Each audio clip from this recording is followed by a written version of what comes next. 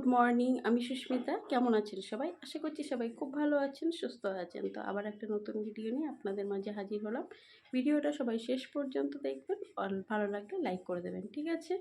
তো চলুন ভিডিওটা স্টার্ট করা যাক। তো এখন আমি বিছানাটা ফার্স্টে গুছিয়ে নেব, তারপর যাব হচ্ছে রান্নাঘরে। আর রান্না করতে করতে আমি আবার একটুখানি ঘরে এসে ঘরটাকেও গুছিয়ে নেব।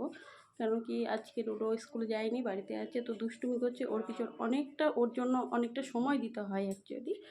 তো সেই কারণে ঘরটা গুছিয়ে উঠতে পারিনি আজকে। তো আজকে ইচ্ছা আছে যে আমি রান্না করতে করতে ঘরটা গুছিয়ে নেবো। তো চলুন ভিডিওটা স্টার্ট করা যাক। তো আমি বিছানাটা গুছিয়ে নিচ্ছি, আর এদিকে ডোডো মেঝেতে বসে আছে। ওকে মেঝেতে একটা চাদর পেতে বসিয়ে দিয়েছি, ও ছবি আঁকছে মেঝেতে। আর এদিকে আমি বিছানাটা গুছিয়ে নিচ্ছি। তো বিছানা গোছানো হয়ে গেলে আবার যাবো রান্নাঘরে। তো আর এদিকে আমাদের জানলাটা কাঁচ লাগানো হয়ে গেছে, আগে ছিল না। তো সেই জন্য পর্দাটা আমি খুলতাম না। তো মানে যখন খুব গরম লাগতো তখন খুলে দেওয়া হতো। আর এদিকে এই যে আমি দুটো কাঠবেড়ালি আমার ছিল, তো আমি এই দু কালারের দুটো দুদিকে বেঁধে দিয়েছি। তো কেমন লাগছে জানাবেন। আবার রান্নাঘরে এসেছি, আর এই যে দেখুন ডাটা কাটা হয়ে গেছে। এগুলো আমি দেখাইনি, এগুলো আমি কাজের ফাঁকে আমি সকালেই কেটে নিয়েছিলাম সবজিগুলো সব। ডাটা চচ্চড়ি করবো, কুমড়ো, আলু, পটল এসব দিয়ে। আর উচ্ছে আর আলু ঝিঝিরি করে কেটে রেখেছি, ওটা ভাজা করবো। আর মোরলা মাছ করবো, তার জন্য যে আলু কেটে রেখেছি। তো কাটা কুটো সব গোছানো হয়ে গেছে। এবার আমি রান্নাটা চাপিয়ে দিয়ে আবার ঘরে যাবো। আর এই দেখুন, এটা হচ্ছে কিষানের একটা জ্যামের কৌটো। শিশিটাতে আমি পুরো এই দেখুন এক ভর্তি ঘি ঢেলেছি। আবার এই যে কফির এটাতেও অনেকটা ঘি আছে। তো এটা ঘরে বানানো।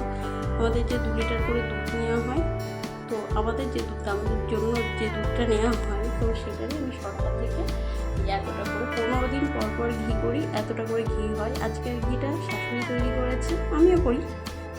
আর এই যে এইখানে বোটগুলো দেখুন সাদা আর মেরুন কালার। তো কালারটা খুব ফোটে, কিন্তু কী হয় একটুখানি ধুলো পড়লে পুরো কাছে কাছে কেমন নোংরাটা বোঝা যায় খুব বেশি।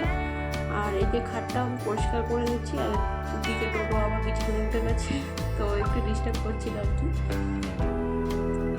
তো এই খাটে একটু ধুলো পড়লে কেমন বোঝা যায়। আর আমি খাটটা কেরোসিন তেল দিয়ে পরিষ্কার করি। কেরোসিন তেল দিয়ে পরিষ্কার করলে কি হয়, খাটের যে পালিশের কাজটা থাকে না, ওটা খুব ভালো থাকে অনেকদিন, মানে খাটটা চকচকে থাকে আর ঘুম ধরে না।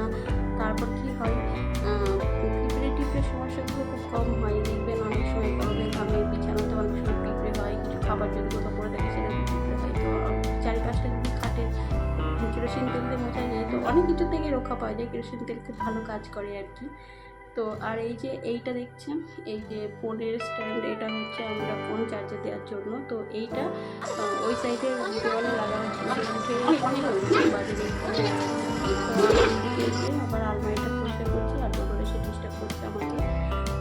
মা আমি একটু লাগিয়ে দেবো, তুমি বোঝো, আর আমি এটা কলিনটা দিয়ে দিই। তো এই করছে। আর টোটোর পাপা একটু বাইরে গেছে, তো মিস্ত্রি কাজ করছে, সেটা দেখছি এখন কটাই হলো।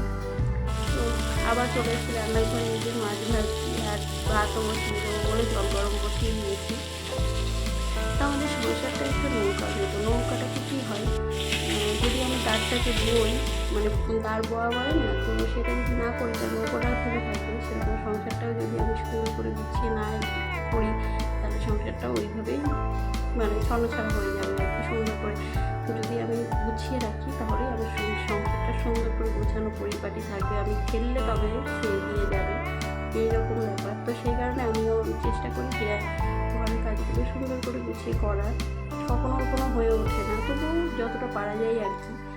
তো এইখানে জামা কাপড়গুলো এই যে রোদুর শুকিয়ে গেছে, আর যা তাপ, তো 12টার মধ্যে চেষ্টা করে নিয়ে আসার। কোনো দিন কাজের চাপে আর হয়ে ওঠে না। তো আজকে তাড়াতাড়ি করে নিয়ে চলে এসেছি, যেহেতু প্রচুর রোদ আর মিস্ত্রি কাজ করছে, তো আমি নিয়ে চলে এলাম জামা কাপড়গুলো নিয়ে। এবার একবারে ভাঁজ করে তুলে রাখবো।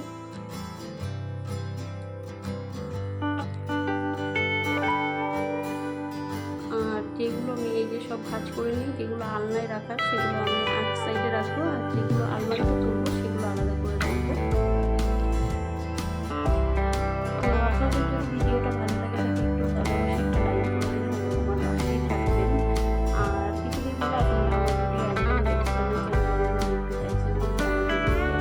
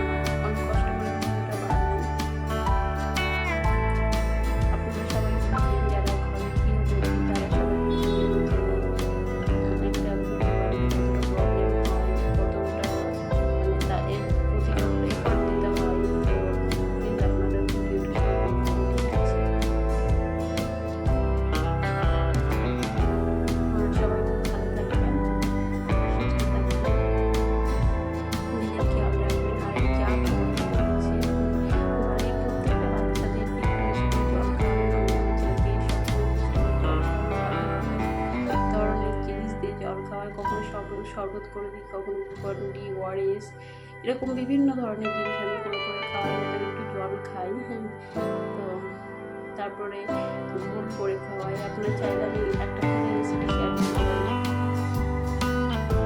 এগুলো খাওয়া গরমে খুবই দরকার, ভালো শরীরের জন্য।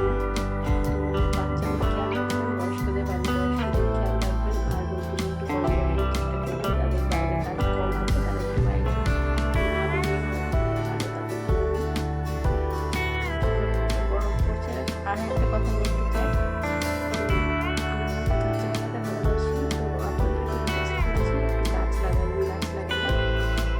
কথাগুলো শুনতে অনেকের কাছে ভালো লাগে।